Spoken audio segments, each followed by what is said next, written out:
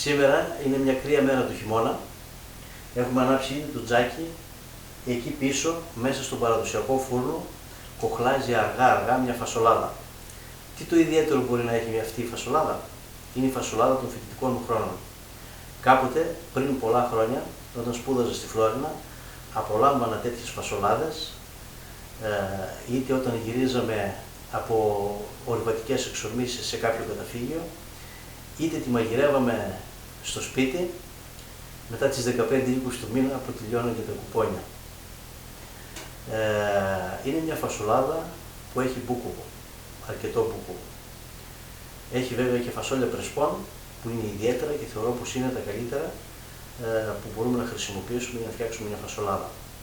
Έχουμε προσθέσει και εμείς κάτι. Αργό μαγείρεμα μέσα στον παραδοσιακό φούρνο σε πύλινο σκεύος. Πάμε μερικές ώρες πριν να δούμε τη διαδικασία βήμα-βήμα. Γεια και χαρά, καλή μας φίλοι. Γεια σας και από μένα. Είμαστε η αδερφή Μαλιώρα, ο Ανδρέας και ο Γιώργος. Η δουλειά μας είναι να κατασκευάζουμε ψισταριές και φούρνους. Όχι μόνο, αλλά μας αρέσει να ψήνουμε, να μαγειρεύουμε και προπάντων με καλή παρέα. Σωστά. Και ψήνοντας βελτιώνουμε τις κατασκευές μας. Γιατί και εμείς συνέχεια μαθαίνουμε για να πάμε το ψήσιμο ένα βήμα παραπέρα. Καλά ψησίματα σε όλους. Καλά ψησίματα λοιπόν και από μένα. Πριν κάνουμε οτιδήποτε για να ετοιμάσουμε τη φασολάδα, η πρώτη δουλειά που πρέπει να κάνουμε είναι να ανάψουμε το φούρνο. Αφού βάλουμε βαπάκι με ενόπνευμα, βάλαμε και λίγα ξερά ξύλα και αμέσως μετά βάλαμε πιο χοντρά σε στυλ πυραμίδας. Θα ξαναρίξουμε ενόπνευμα μέχρι μπροστά για να μπορούμε να τον ανάψουμε εύκολα.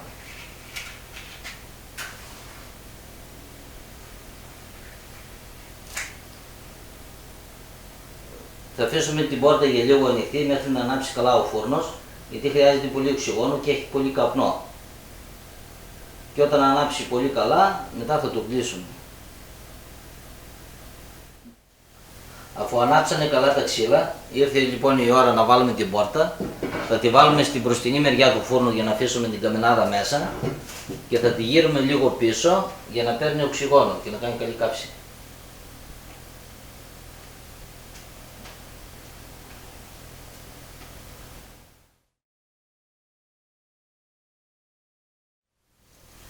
Ώσπου να σας πω εγώ δυο λόγια περί φασολάδας, ο Ανδρέας θα ετοιμάσει τα υλικά που θα χρειαστούμε για τη φασολάδα.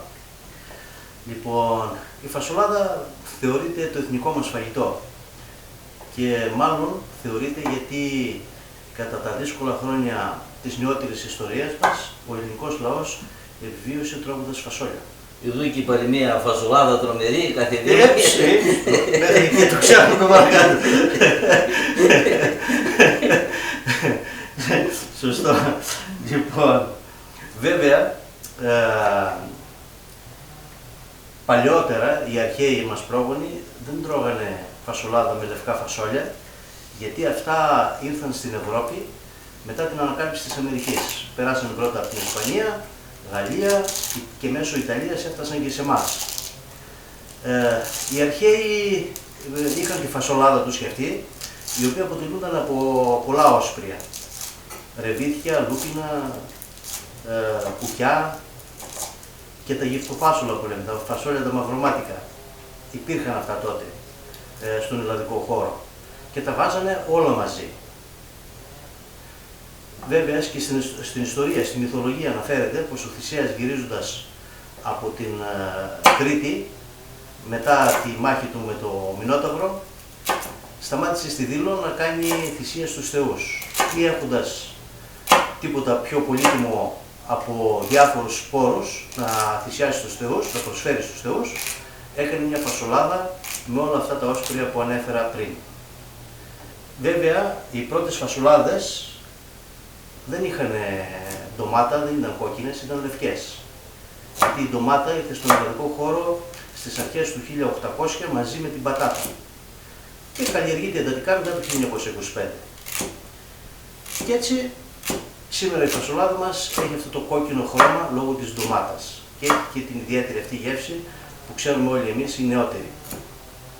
Λοιπόν, θα σας δείξουμε φασολάδα όπως την κάνουμε στη Φλόρινα, η οποία έχει μπούκοβο, αλάτι, πιπέρι, λίγη ρίγανη, μπόλικο κρεμμύδι, οπωσδήποτε σέλινο, καροτάκι σε ροδέλες και φυσικά φασόλια πρεσπών, τα οποία είναι ιδιαίτερα φασόλια με ιδιαίτερο λευκό χρώμα όταν είναι φρέσκα, είναι της εποχής τους δηλαδή όπως αυτά, και πάντα τα όσπρια πρέπει να είναι στην εποχή τους, να μην είναι περσινά δηλαδή. Και η διαφορά εδώ είναι ότι θα τα μαγειρέψουμε αργά-αργά στον παραδοσιακό μας φούρνο. Λοιπόν, εδώ μέσα έχουμε μουλιάσει τα φασόλια πριν από 4 ώρες περίπου. Αυτά τα φασόλια δεν θέλουν παραπάνω μουλιασμα και είναι και πάρα πολύ βραστερά. Και τώρα θα ρίξουμε και τα υπόλοιπα, τα υλικά μας.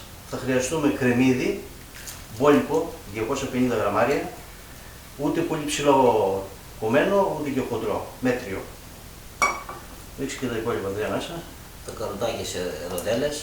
Τη συνταγή θα τη βρείτε αναλυτικά γραμμένη στο link που έχουμε κάτω στην περιγραφή στη σελίδα μας. Όπως συνηθίζουμε να βάζουμε όλες τις συνταγές αναλυτικά γραμμένες με όλη την περιεκτικότητα σε υλικά αλλά και οδηγίες. Το σέλινο και τη σελινόριζα. Θα τα αφαιρέσουμε να πάνε παντού και θα προσθέσουμε και τα μπαχαρικά.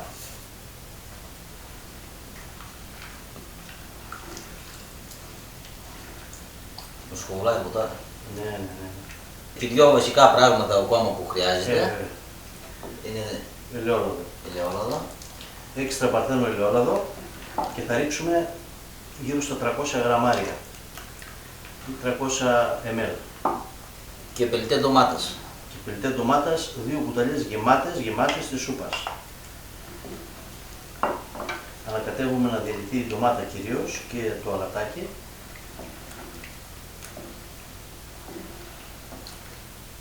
Την ιδιαίτερη γεύση θα δώσει το μπούκοβο σε αυτή τη φασολάδα. Συνηθίζεται να μπαίνει στη Φλόρινα, πάντα το βάζανε και μπούκοβο καυτερό, αλλά συνηθίζεται να το βάζουν μετά, γιατί δεν θέλαν όλοι το καυτερό. Εγώ όμως μια πιπερίτσα μικρή θα τη ρίξω μέσα. Δεν θα δώσει μεγάλη κάψα ίσα, θα την κάνει πολύ ελαφρά πικάνικη. Βέβαια, εγώ θα βάλω και λίγο στο πιάτο μετά, καυτερό, έτσι για να θυμηθώ παλιές γεύσεις. Αρκεί όμως η πιπερίτσα μην την πιάσει κανείς με το κουδάκι. Την καταλάβασα. Λοιπόν, όλα τα υγρά θα πρέπει να είναι κάνα 2 δάχτυλα το λιγότερο πάνω από τα φασόλια. Περιμένουμε να γίνει ο φούρνος μας, να βγάλουμε τα κάρβουνα. Θα ψήσουμε μόνο λαχανικά σήμερα, γιατί ταιριάζουν πάρα πολύ με τη φασολάδα, η οποία θα κοχλάσει αργά-αργά μέσα στον παραδοσιακό φούρνο. Τώρα πάμε για το φούρνο, να δούμε τι γίνεται. Πάμε, πιστεύω είναι έτοιμος. Ο φούρνος μας είναι έτοιμος, έχει ασπρίσει όλος ο θόλος, η ένδειξη ότι έχει πιάσει θερμοκρασία. Ήρθε η ώρα λοιπόν να βγάλουμε τα κάρβουνα και να τα ρίξουμε στο μπάρμπεκιου. Αυτή η στιγμή είναι μία από τις πιο αγαπημένες μου, γιατί όπως καταλαβαίνετε θα ψήσουμε κάνω με λιδάκι. Ναι, μόνο που αυτή τη φορά δεν είναι λαχανικά. Δεν πειράζει. Καλά είναι τα λαχανικά. Μην κάνεις όρεξη για κοψίδι και για όλο λαχανικά. Έχουμε αρκετά λαχανικά για ψήσιμο. Ταιριάζουν με τη φασολάδα. Κάνει και κύριο σήμερα.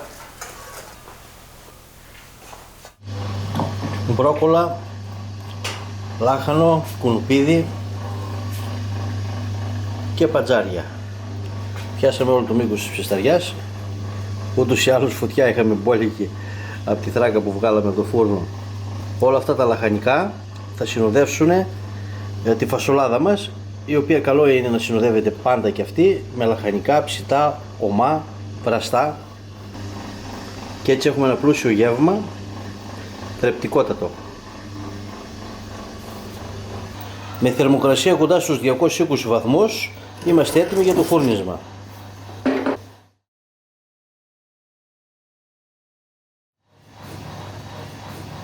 Βάζουμε το πύλινο σκεύος με τη φασολάδα μας, στο βάθος του φούρνου και θα το αφήσουμε για 2,5 ώρες περίπου να σιγομαγειρευτεί.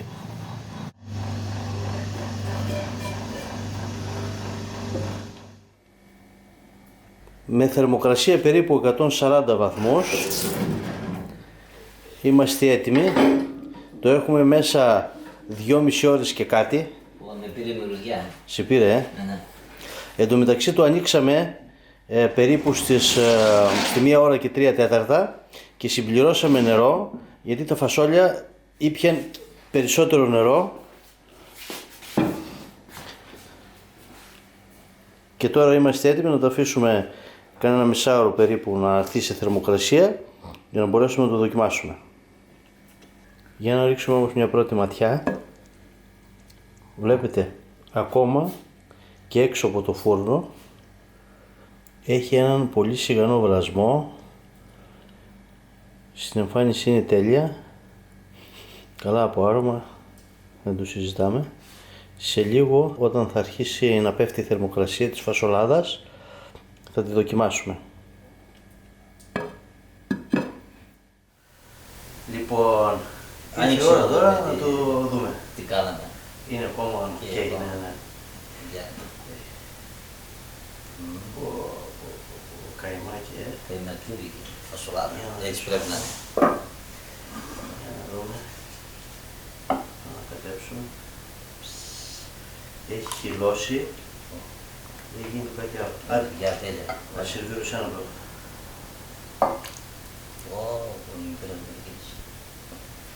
Καλό είναι να το ανακατεύουμε, γιατί αλλιώς θα πάει το καϊμάκι στον πρώτο. Μία ακόμα, Μία ακόμα.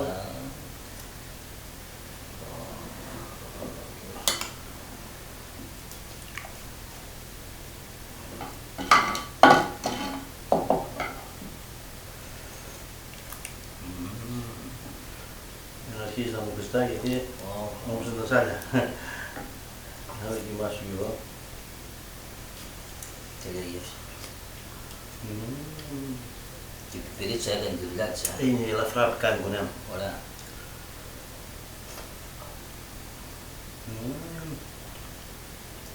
Έχει χυλώσει πάρα πολύ ωραία. Η γεύση της είναι πολύ ελαφριά πικάντικη.